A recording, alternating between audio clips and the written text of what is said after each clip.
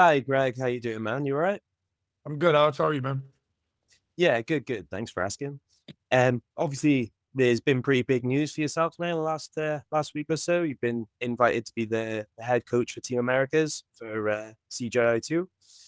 One of the things I wanted to talk to you about before we sort of get onto that is something I think hasn't really been sort of like delved into too much, which is your actual background in, purely from like a jiu-jitsu perspective. When did Okay. you sort of first get involved with the sport? So I actually remember my first day of ever walking into a gym. February 10th, 2004. It was the very first day I walked foot into a jiu-jitsu gym, saw it for the first time, and I've been on the mat every day since. And did you have any kind of athletic background before that, or was this the first real sport that you tried, sort of thing? I did like, your typical, I did like BMX stuff for a while when I was a kid, and then I did like skating stuff. Most of it was sort of like those extreme style sports. I never did anything organized. I tried my hand at baseball, but didn't really fit me. But no, nothing, man. I played chess competitively. Uh, yeah, but no real sporting background. Right, right. And obviously, your main sort of like mainly known for the constraints that approach and the newer sort of approach to jiu-jitsu training. Is that something that you sort of stumbled onto while you were already doing jiu-jitsu, or did you sort of come in with that background knowledge already? Oh, no, no, no. I stumbled into that one when I opened my school in 2014. So, the first, you know, 10 years of my jiu-jitsu life, I didn't even know that there was a way you could train that was different than any other. I thought that what we were showing is what we do. And poking around on the internet, I bumped into the CLA through, various means, and I've been using it ever since. Okay, so when you say you bumped into it, then was that through like your own research, or was it from someone that sort of introduced you into it? Or Well, no, I was just literally looking for, how to be more skillful, how to develop skill, how to learn, how to coach, how to teach, and just reading different things, various topics, both literature from other sources, and then of course stuff on the internet. And interestingly enough, I was actually talking to her the other day. It was actually one of my students who sort of just sent me, he's like, "Hey, check this thing out." And ended up having to be a Rob Gray's podcast. So that's how I came across it. cool, cool. So yeah, I mean, it's been sort of like a slow burn then getting to this point. And is there anything that you can say, like knowing what the constraints that approach sort of boils down to, which is more live training rather than drilling, I think is probably the easiest way to sort of put it in a nice small nutshell. Um, is there any sort of like approach or method that you take to designing specific games? Like, um, is there an overarching sort of like methodology behind it? Well, yeah, so the constraints led approach has an overarching arching methodology. So it's not just an idea. The idea created from many sources around dynamical systems, ecological psychology. There's a bunch of different thought pieces that put CLA together, and within the constraints led approach framework, there is a way that they talk about trying to organize practice. So if that's something you're interested in, or you just want me to give you a quick piece of it, the thing we use is representative design. And so, not to get into the weeds here, but we can think of representative boiling down representative design being uh, context. So we want to train things in the context in which we use them. So how we design games is making sure that no matter what we add to the game or we take away from the game, it's always as much of the live jiu-jitsu context as we can keep within a single bout or a single training session. Sure, sure. No, like I said, that makes sense in terms of just boiling it down to more live training, less unresistant drilling sort of thing. Can I ask as well, because one of the sort of more controversial things you've mentioned recently is your take on instructionals, which is kind of probably the biggest market in jiu-jitsu at the moment, I would say. Like there's not really anything that makes as much money as instructional content. For sure. But you've said before, obviously, that it's not something you see much value in, really. Would that be fair to say? I think so. Well, not that there's not value in instruction, there's not value in the current market. And when I say there's not value, it's overpriced for what they're offering, and it's not offering much. I mean, we could take an entire 8-hour series and boil it down to an hour or less. Um, I think there's a better way to approach it than what we currently have. And I think what we currently have is a bloated system that's centered around manipulating new people into the market, beginners, white belts, because they don't know what's going on. So they'll practically buy anything. Yeah, no, you're not wrong, to be fair. I mean, you are right that when people first come into the sport where you don't know what to do, sort of thing, it's very easy to just follow something that seems popular, whether it's right or wrong. Um, for you as well, is there a way that you see instructionals sort of becoming more useful with, the whole constraints-led approach in mind? Is there something that you think could be done better than it already is? Yeah, simply creating a practice around the information that you want to present. So knowledge about is fine, but without a way to really practice that knowledge, I think that it's largely a waste. So what the, the I guess the average content creator is assuming that you're going to take that information and do something with it. But what does the beginner know how to do with the information? So let's say a beginner learns that inside position is incredibly important for entanglements, and they learn that from Gordon Ryan DVD or whatnot. Well, how do you go about applying it? What do I do? Do I do it once? Do I do it twice? Do I do it every day? Do I do it a little bit? Do I do it a lot? I mean, who knows? And so it's almost like, here's a little bit of something. Good luck. It's like, what the hell am I supposed to do with that? Do I just think about it? Like what? So Yeah, no, that makes sense. And I think a lot of people are sort of uh, not scared. Scared is probably the wrong word, but tampering with a market that's really profitable for people that frankly don't make a lot of money in their chosen career, because jiu-jitsu in terms of a competitive career is there's virtually no money in it for the majority of competitors.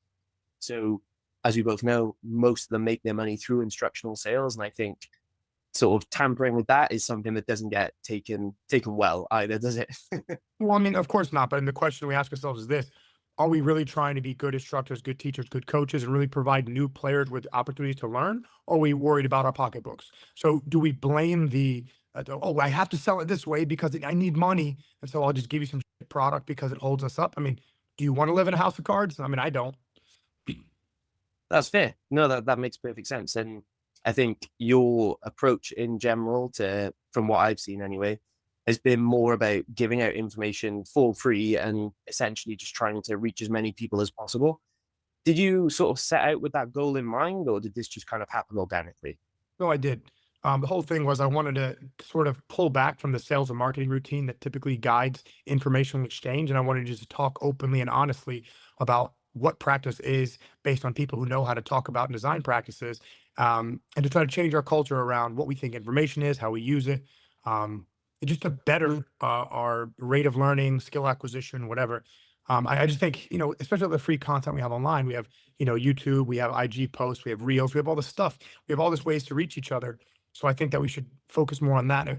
And then if we do develop a really good product that we think is going to actually help people, yeah, then sell your product.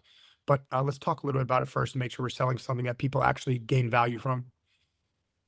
And then if we can look a bit more sort of like insularly with your gym, Standard Jiu-Jitsu, do you currently have any affiliates at the moment, or is it just the one location that you run? Just one location.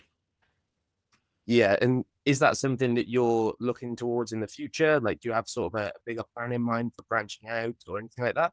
Well, not for branching out, but I've been in talks with a few people that I've been working with for a couple of years, and the idea is to sort of develop our own little internal group, where I'm taking motivated coaches, like-minded coaches who are really applying this strongly, and or maybe making a little cohort around it, but just as more of like a thinking collective, not so much, one of those, you pay $10,000 a year to be part of this thing. So that's interesting as well, because I think that's something that mirrors what you said earlier about instructionals is you're sort of like gearing the whole idea of like an affiliation into more about what benefits everyone rather than, like you said, making money off it. Yeah, I mean, we all got to find ways to make money, but we don't have to step over each other to do it, right? I mean, we all want to run good schools, we want to make a living, we want to have these things, but let's just have a more honest conversation about what that should look like, and like really give somebody something of value, you know? Yeah, no, that makes sense. And especially, like you said, if it's like a collective where you can share information and share like best practices, a rising tide lifts all boats. Do you know what I mean? Sure. I mean, we're trying to develop an instructional now. So we just put together like a small one. It's about 40 minutes long. We're going to sell it for 50 bucks, 50 USD to see if people like it. And then we're going to take feedback from it. So we're going to put it out like guerrilla style, however it is, minimal editing. And we're going to say, hey, what did you like? What did you dislike? What would you like to see more of? And then we're going to redo it. And so we're going to try to get the people who purchase it involved in the recreation of a future product. So just more interactive than I'm the sweetest. I know everything. It works at high level. Here are my techniques. That's cool. No, that's a cool idea. And can I ask, do you know when it's coming out, or do you know like what platform it'll be on or anything? Yeah, I'm waiting for my editor now. So a lot of the reason that we've really been behind on the stuff we said we want to do is, I'm working with one guy who's basically filming and editing everything, and we're trying to do it in house. So we can keep it with all our efforts together rather than paying a big media marketing to do it. So again, we're just trying to benefit people here at the gym that have skills. Like, he's one of my guys. He's very good. He does very good photography, very good film, very good editing. So again, I wanted to give him an opportunity. But whenever he pulls the trigger, it'll be coming out, and I'm guessing in a couple of weeks. The platform specifically, we're just going to use. I just said, I don't know. I can't remember what he called it. It's basically like a Patreon where you pay for the thing and you get access to it. Cool, cool, cool, cool. And it's good to see that you're sort of, like you said, keeping it in house and trying to, build up people around you rather than hiring, external forces kind of thing. For sure. Yeah, some of Can these I ask? bigger. I'm Go sorry. on, Go sorry. ahead. No, no. I was just going to move on to one of the Yeah. more recent sort of like successes that you've had, which was the Andre Corby winning at the Sapateiro Invitational as well, which was huge. Not only was it huge for him, obviously the 100 grand is amazing, but it was huge in terms of like proof of concept kind of thing as well, because I think that's one of the main criticisms you faced, or that I've seen of you, is that obviously you haven't had any world champions coming up yet at the highest level sort of thing. Oh, for sure, for sure. I mean, the thing is like, I don't see it as proof of concept myself because it's a very specific concept with Andrew Corby. It's can I take an already trained person and make them better, right? So that's what we did with him. We took someone who was already a black belt, who already had about 9, 10 years of experience, and we improved him dramatically. Like from where we got him, almost having zero no gi experience, taking him to the #1 spot, being the best guy in 5 years, also winning trials, winning 10 opens in a row, just winning almost everything he entered. Now, of course, like any other high level competitor, you bump in other high level guys who can take some losses along the way. But we showed that we could take someone like him and we could bring him pretty much as far as we wanted to. So, other than he, however, I have other people that have been winning for quite a long time. And really, the worst thing about jiu-jitsu is it's a pedestrian sport. So I'm only as lucky as the people who walk through my door. So again, there's a lot going on in the system that has less to do with the methodology and more about the opportunities we have to work with athletes that can reach that specific level. So that's an interesting point as well, because that's something that comes up in quite a few different books on the topic. I think Malcolm Gladwell is someone that's mentioned it a bit in the past as well, not to get too in the weeds, but the sort of idea that each person has a number of things going on in their life, or a number of things that sort of all fit together to make their sort of absolute potential. And, I'm no stranger to this myself. I started training when I was 16, but dipped out of the sport for a couple of years, came back in my early 20s kind of thing. So realistically, at that rate, you're never going to be a world champion. You're never going to be the best in your state For or sure. whatever. So If you look at any sport, I mean, the elite start when they're around teenage years. So that's where the chunks start. And then they commit the next 10, 15 years of their lives to that single thing. And so there isn't an elite in any sport that doesn't kind of represent that model. So, and we're asking regular people walking off the street to do that. And if we do, or if we're lucky enough to get a 14-year-old who's highly motivated and wants to dedicate the next 10 years of life to this process, do we have other students in the gym that can be the catalyst for them to reach that level? So again, there's so many moving pieces. Having a good method is just one of them.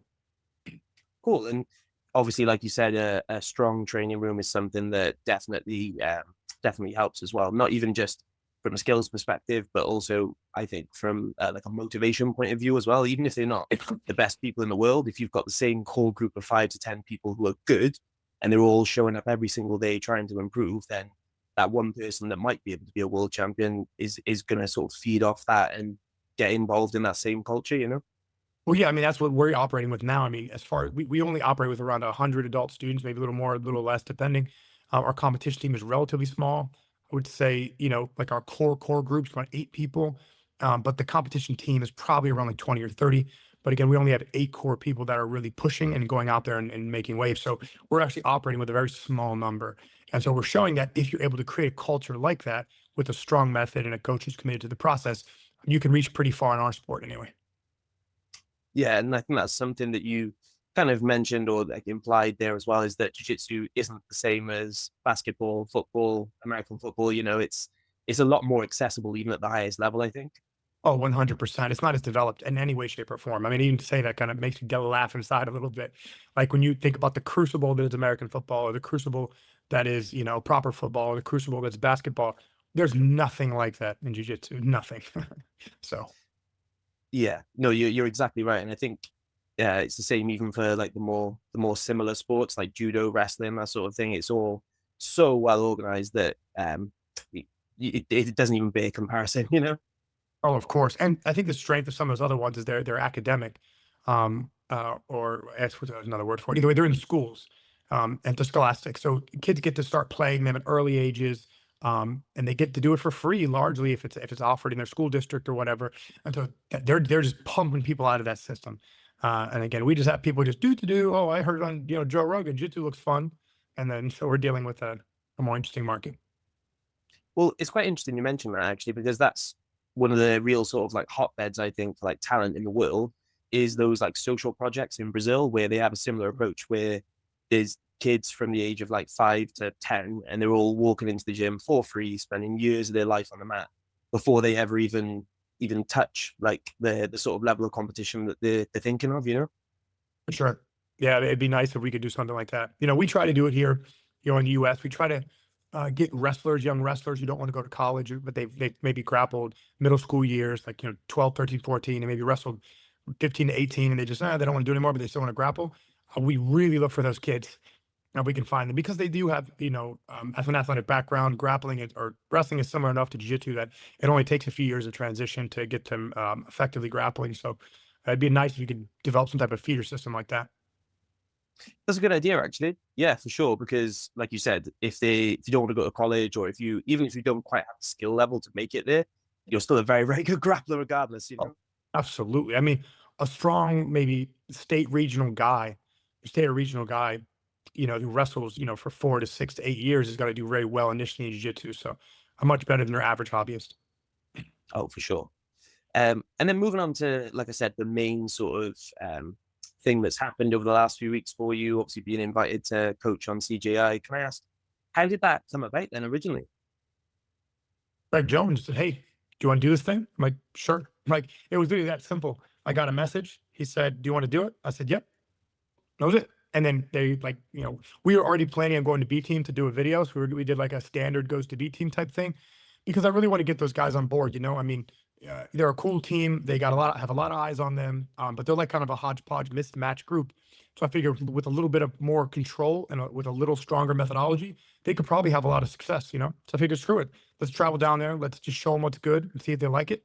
And that's what happened. And then in that while I was there, they were like, "Hey, why don't we record this and tell people that you're going to be this guy?" And I was like, great. And that's literally how it happened. Nice, nice. And then obviously you mentioned that DeAndre Colby is the first pick at 66 kilos. Yep. One of the things that I think surprised a lot of people when you talked about it was that you mentioned not actually running trials and simply running on like invites for who you deem to be the best competitors. For sure. Can I ask what the reasoning behind that was? Yeah, I don't want to have them train for another tournament that they have to stress and fight over. I mean, these guys are fighting all year round. This is a pretty cool opportunity. I didn't have to do anything to get the invite. Craig just reached out to me and I got lucky.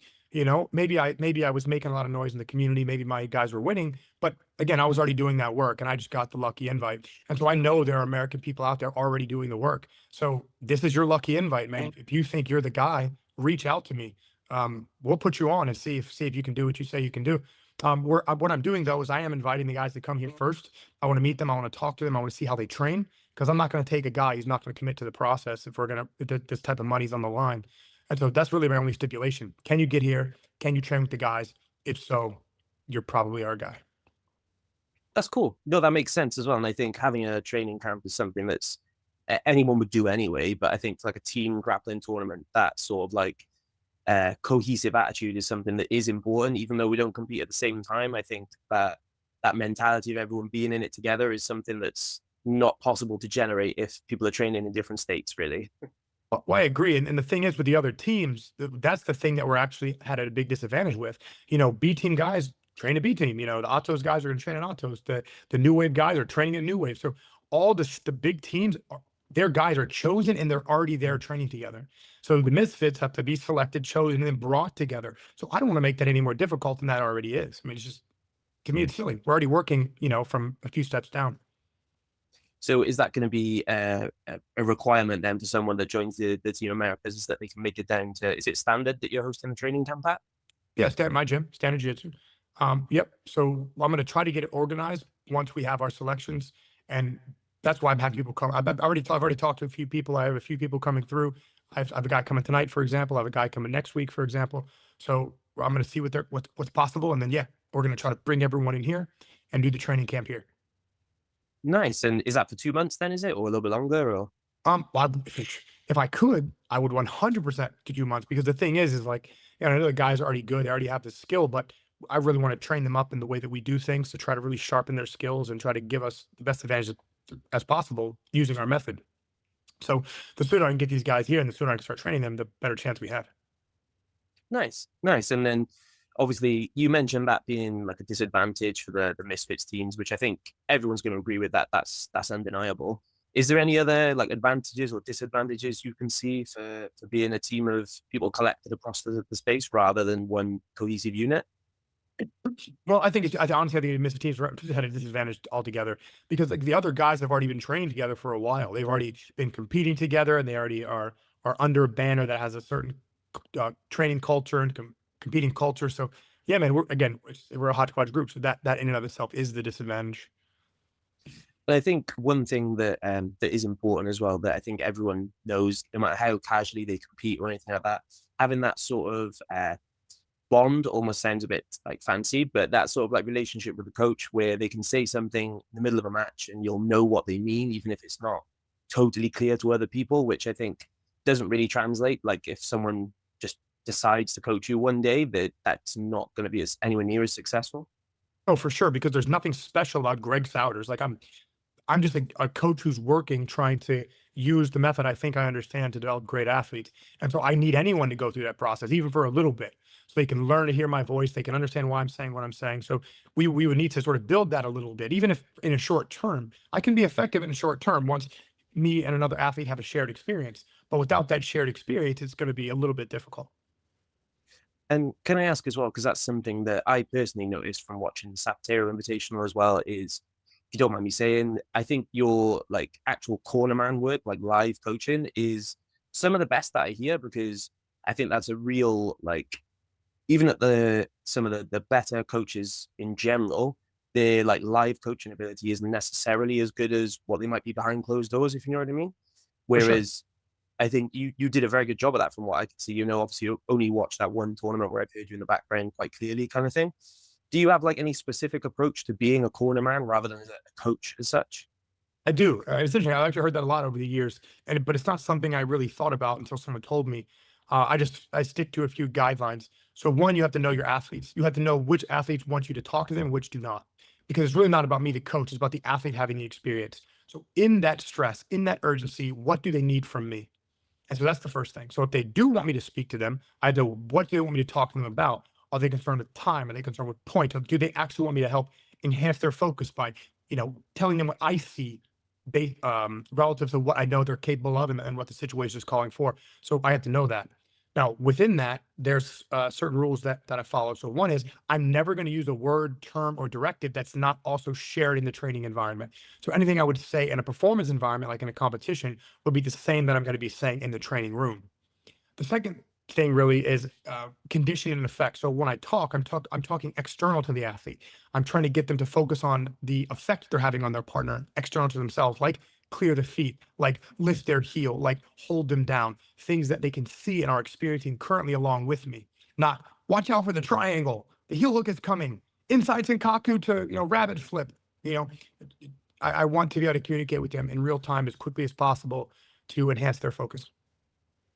And then one thing I think I've heard quite a few people mention, a good cornerman over the years, which I think is a very good rule to follow as well. I just want to sort of get your take on it as well. Was that I know a lot of people buy into not giving someone a negative instruction, if that makes sense. So don't do X isn't particularly useful, really, because I think one of the main sort of like arguments about that is that realistically, when someone says don't do something, that's the only thing you can think of is that thing. And then that sort of gets you off the correct course of action instead. For sure. What we say is very critical. So that's why I say I don't look out for, don't do, hey, you're messing this up. That's not helpful. What's helpful is the actionable items that they can take. And my language should reflect externally and effectively those actionable items. And so I stick very true to that. Sometimes I'll do it the whole time. Like if I have a low confidence athlete, for example. But if I have a high confidence athlete, I may only do it when they need it or when I think they need it. But yeah, so external to ourselves, actionable items, nothing but positive, effective. This is what we're trying to do language. Nice. Nice. I think that's pretty much all I've got time for at the moment. But is there anything that you wanted to mention or anyone you wanted to shout out to or anything like that before I let you go? No, man, nothing that comes to mind. So I thought this was nice. I'd have to talk about CLA, so that was fun. Um, but no, man, it's a pleasure to talk to you and to share some of the ideas and actually to talk about something different for once. Um, I'm looking forward to being the coach of the CGI. I think it'd be an interesting experience for me.